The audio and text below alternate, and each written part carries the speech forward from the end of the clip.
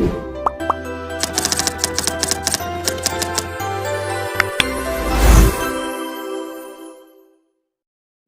di sini saya akan menjelaskan tentang latar belakang masalah.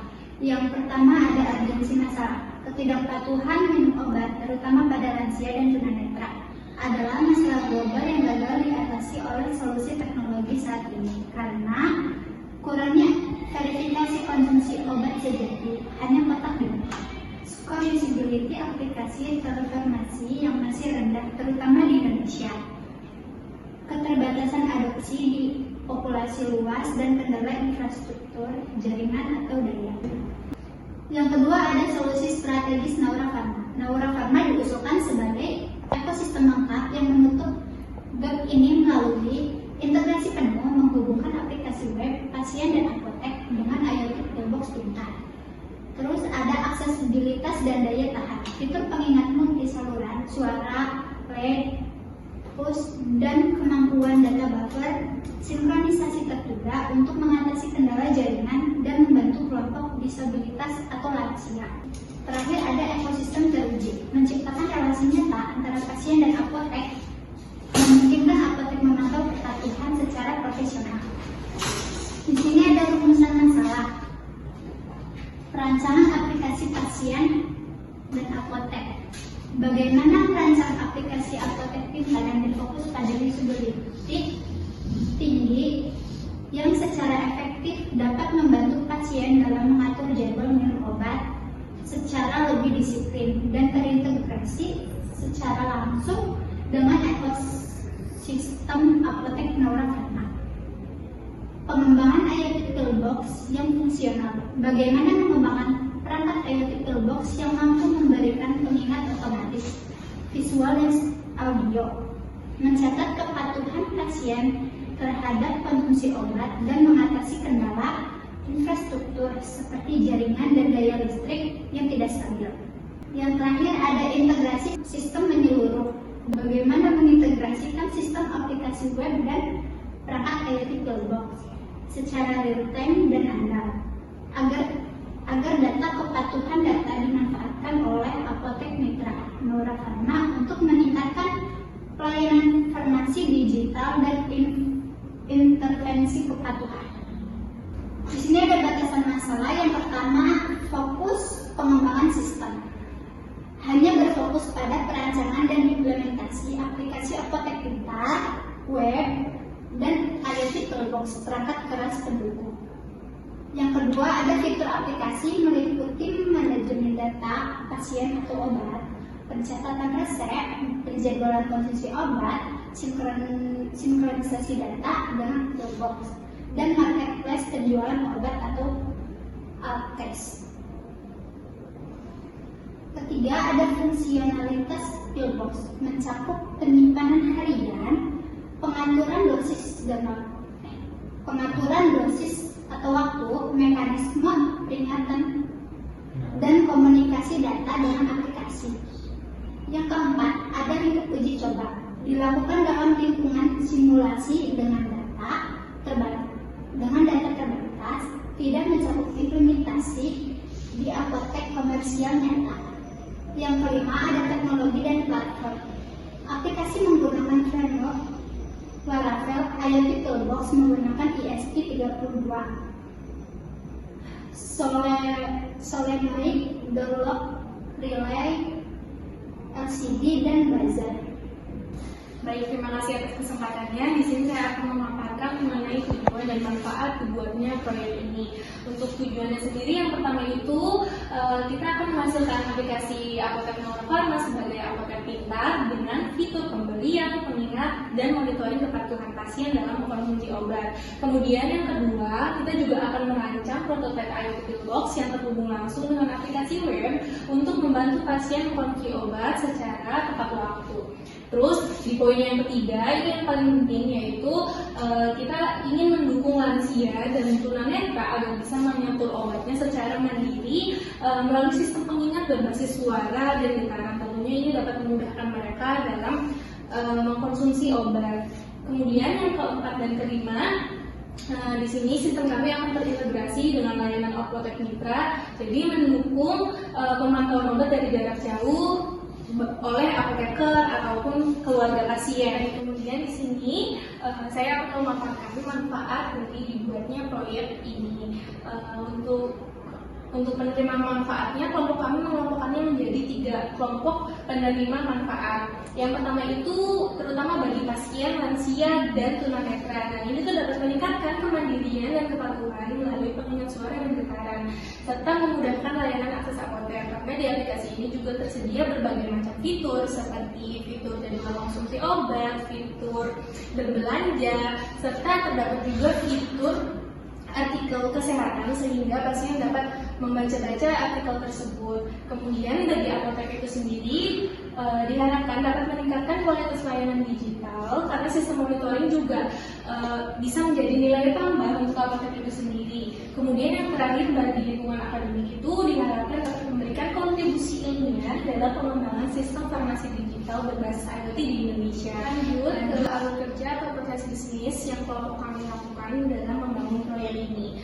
Untuk metode pengembangan, kelompok kami memilih metode waterfall karena seperti yang kita tahu, metode ini tuh dibuat secara runtut dan sistematis, mulai dari analisis kebutuhan, desain sistem seperti UI UX, kemudian implementasi software hardware, dan peningkatan fungsionalitas, serta yang terakhir itu evaluasi. Terus untuk tahap pertama, di tahap pendaftaran obat dan penjadwalan, ini prosesnya cukup simpel dan mudah. Yang pertama, apoteker atau pasien itu menetapkan jadwal konsumsi obat seperti dosis atau waktu melalui aplikasi web. Kemudian data tersebut akan disimpan di grup database. Lalu aplikasi web akan mengirimkan jadwal ke IoT Toolbox melalui protokol MQTT. Kemudian untuk tahap kedua, tahap pengoperasian di IoT Toolbox-nya itu saat waktu minum tiba, buzzer itu akan aktif, kemudian LCD display itu akan menampilkan notifikasi jadwal konsumsi obat. Lalu aplikasi juga akan mengirim notifikasi secara real time. Kemudian pasien akan mengakses Toolbox SP32 mengontrol relay modul untuk mengaktifkan solenoid lock yang kemudian ini dapat membuka kompartemen secara otomatis. Setelah obat diambil, SP32 yang sebagai otak dari IoT tersebut akan mencatat status kalau obat sudah dibuka.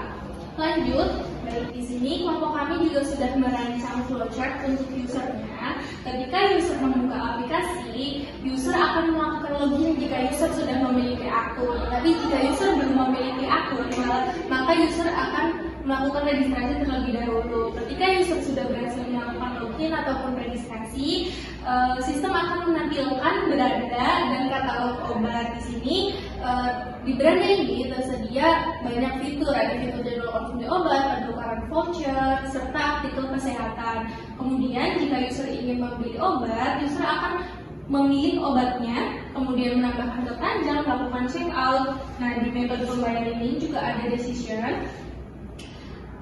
Jika pembayarannya gagal atau berhasil, maka sistem akan menampilkan pesan gagal untuk pembayarannya. Nah, jika pembayarannya berhasil, sistem akan menampilkan notifikasi jika pembayarannya berhasil. Kemudian di sini juga ada flowchart untuk mengisi jadwal konsumsi obat. Nah, jadi nanti user tuh akan mengisi jadwal konsumsi obat, kemudian akan mendapatkan notifikasi konsumsi obat, lalu user juga dapat melihat riwayat transaksi dan konsumsi. Kemudian di sini juga user dapat memilih untuk chat dengan apoteker jika memang diperlukan. Baik, mungkin itu saja yang dapat saya sampaikan. Untuk slide berikutnya akan dijelaskan oleh Dino. Baik, saya akan menerangkan tentang proses admin. Yang pertama, admin pasti akan login terlebih dahulu. Setelah login, admin akan dibawa ke halaman dashboard admin. Nah, di dashboard admin ada tampilan halaman utama dari admin, terus admin juga bisa mengelola data obat, seperti menambah, mengubah, dan menghapus. Kemudian admin juga bisa melakukan kelola pesanan pengguna dan konfirmasi pembayaran dan pengiriman dari transaksi dari user. Kemudian admin mengelola pesanan pengguna, lalu mengkonfirmasi pembayaran dan pengiriman, Kemudian admin juga bisa melihat apakah ada user yang bisa menggunakan promo atau voucher. Kemudian admin bisa melihat laporan transaksi dan aktivitas dari pengguna dalam penggunaan web. Lalu admin juga bisa melayani chat dari pengguna seperti dari chat apoteker contohnya. Kemudian admin juga bisa melakukan logout pada halaman admin itu sendiri. Nah, kemudian untuk use case di sini ada 4 objek, ada pasien, payment, IoT, dan apoteker. Nah, untuk pasien ini bisa melakukan apa saja sih? Untuk pasien bisa melakukan registrasi akun, terus bisa melakukan login, melihat katalog obat yang ada di web, menambah keranjang untuk obat yang ingin beli, kemudian melakukan pembayaran, dan mengatur jadwal konsumsi. Sebenarnya bukan mengatur sih, kayak melihat jadwalnya aja gitu. Kalau untuk mengatur itu ada di bagian apoteker. Nah, di bagian payment hanya bisa melakukan untuk menampilkan metode pembayaran itu sendiri. Nah, untuk IoT ini alat IoT kita bisa mengatur jadwal konsumsi melalui sketch maupun microcontroller. Untuk apoteker bisa melayani chat apoteker dan mengatur jadwal konsumsi dari IoT melalui web admin itu sendiri. Untuk IRB ini kita ada buat beberapa tabel. Yang pertama ada tabel user, ada tabel alat kesehatan, chat, transaksi, artikel, produk, apoteker, jadwal, login user, mailbox, profile, admin, terus max user, kategori produk, riwayat, pengaturan, rating, notifikasi, detail keranjang, dan keranjang. Nah, untuk relasinya kebanyakan beberapa tabel ini mengambil data dari si user untuk mengatur seperti contohnya jadwal, chat, terus transaksi, tabel kemudian tabel notifikasi juga itu memerlukan relasi dari ini untuk bagian mockup dari Bitmanami. Yang pertama ada dalam mendaftar user memerlukan nama pengguna, email, nomor telepon, data sandi, dan konfirmasi sandi agar sandi yang sudah dikonfirmasi tidak berubah-ubah.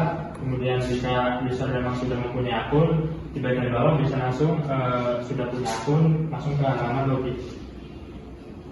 Nah, untuk halaman login kita menggunakan nama pengguna dan kata sandi saja untuk login ke halaman web kita. Nah, ini untuk bagian halaman dashboard di header ada logo dari mitra kami, kemudian ada nama dari apotek kami, ada role dari pengguna, kemudian di sebelah kanan header ada ikon notifikasi dan chat. Kemudian di bawah ada tampilan jadwal minum obat untuk pengguna jika ingin melihat jadwal dari IoT kita gitu. Kemudian ada lihat jadwal untuk keseluruhan dari kalender. Kemudian di sini ada fitur chat apoteker, ada etalase obat, alat kesehatan, kanjeng sehat, dan riwayat saya. Kemudian ada JKO yaitu jadwal konsumsi obat, ada fitur voucher, kemudian di bawah ada artikel dan tips kesehatan tentang dunia kesehatan. Kemudian untuk footer kita menggunakan navigasi seperti home, profile, dan pengaturan. Nah, ini untuk halaman notifikasi. Di sini ada detail dari notifikasi kita, kemudian detail apa yang sedang diberitahu, kemudian di bawahnya ada timer waktu notifikasi terkirim. Nah, ini untuk fitur chat apotekernya. Di sini ada fitur chat dan fitur sisipkan seperti WhatsApp dan lain-lain. Nah, sini untuk fitur etalase obat bisa memilih beberapa kategori yang ingin dicari dalam obat dari apotek.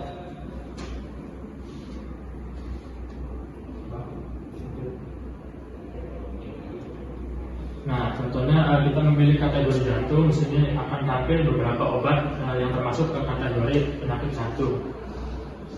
Di market obat ini bisa dikelola dari admin untuk menambahkan ataupun menghapus beberapa produk. Nah, ini untuk detail obat. Misal kita mau memilih obat kardioaspirin, akan menampilkan gambar dari obat, kemudian detail dari obat, harga dan stok yang terjual, kemudian ada informasi dari produknya, kategorinya apa, golongan obat keras atau gimana, terus ada batas pengiriman dari berat obat itu sendiri. Kemudian ada button konsultasi ke apoteker dengan menanyakan detail obatnya, kemudian ada tambah keranjang untuk menambahkan produk ke keranjang kita. Nah ini bagian riwayat saya. Riwayat saya ini ketika kita sudah melakukan transaksi, nah riwayat dari pembelian kita akan menampilkan di sini. Contohnya Cardio Erixiana 15 mg sudah selesai, bisa kita ingin membeli lagi, bisa klik button beli lagi. Nah sebenarnya itu sebelah klik button harus ada button rating, cuman kita lupa bikin. Nah ini untuk bagian alat kesehatan. Di sini beda dengan etalase obat, kita nggak memberikan beberapa kategori. Jadi di sini alat-alat kesehatan itu campur gitu. Ada termometer, ada inhaler, semuanya tercampur. Nah ini untuk halaman keranjang pesanan. Di sini user harus menambahkan alamat pengiriman, kemudian bisa mengurangi beberapa yang mau dipesan gitu. Misal mau 2 produk, mau 3. Kemudian ada button check out untuk melakukan check out. Kemudian di sini halaman untuk ketika user menambahkan alamat. Nah, ini untuk halaman voucher. Voucher bisa digunakan oleh user untuk mendapatkan potongan harga melalui nota dari beberapa produk yang ada di keranjang. Untuk form jadwal konsumsi obat yang bisa diisi oleh user, di sini ada biodata, nama dari pengguna, umur, dan nomor rekam medis. Kemudian ada data obat. Data obat itu khusus untuk satu obat gitu. Nah di sini ada nama obat, dosis pakainya, kemudian ada frekuensi, jadwal awal dan minum. Nah untuk frekuensi ini akan memengaruhi tabel selanjutnya untuk jadwal dari obat itu. Nah contohnya jika frekuensi tadi kita isi 3, nah di sini akan menampilkan tanggal 3 hari, selama 3 hari, dan jam pagi, siang, dan malam. Nah ini untuk bagian footer navigasi kita yang bagian profile. Di sini user bisa melihat email sendiri, jenis kelamin, dan nomor handphone yang ditambahkan oleh user itu. Nah jika ini edit profile kita bisa mengedit nama lengkap kita, email, gender kita, dan nomor handphone. Kemudian ini bagian pengaturan. Di bagian pengaturan ada kelola akun, notifikasi, kebijakan privasi, hubungi kami, dan logout.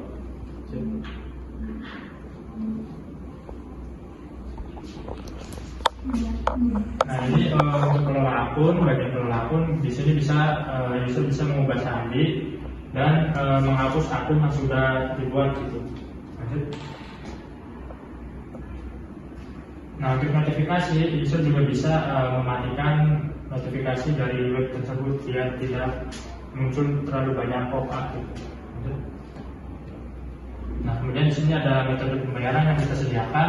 Metode pembayaran itu ada transfer bank, contohnya Bank BNI, BCA, kemudian ada e-wallet seperti Dana, dan fitur untuk pengalaman kebijakan privasi dari kami nanti akan menampilkan terakhir diperbarui kebijakan privasi dari kami. Nah di sini ada detail-detail kebijakan yang kami terapkan untuk pengguna.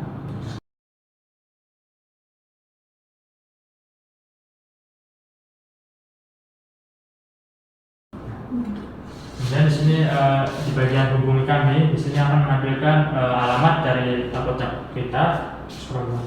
Kemudian ada detail email dari apotek, kemudian ada WhatsApp yang bisa dihubungi untuk sebagai customer service. Baik, selanjutnya saya akan memaparkan progres aplikasi yang sudah kelompok kami kerjakan di sini. Kelompok kami sudah melakukan migrasi database dan tabel di PHP-Admin. Kemudian next, kelompok kami juga sudah membuat halaman daftar untuk usernya. Lanjut, halaman untuk login usernya juga sudah kelompok kami buat. Next, untuk dashboard dashboard usernya juga sudah kelompok kami buat. Di sini sudah tersedia dari nama apoteknya, logonya, serta jadwal minum obatnya dan lain sebagainya. Fitur JPO, voucher itunya juga sudah dapat ditampilkan. Next. Ya, next. Nah, untuk kalender jadwal minum obat untuk usernya juga sudah kelompok kami buat dan masih dalam proses pengerjaan. Lanjut. Untuk fitur chat apoteker user juga ini masih belum fix, masih dalam tahap pengembangan. Next, mungkin itu saja yang sudah kelompok kami buat, masih banyak yang belum, kayak dashboard admin juga belum kelompok kami buat, masih dalam pengerjaan. Terima kasih. Baik, terima kasih. Mungkin itu saja yang dapat kelompok kami sampaikan. Untuk banyaknya kurang, semoga bisa dimaafkan. Saya Aura Diva. Saya Tia Ramadan. Saya Askia Patut Lalia.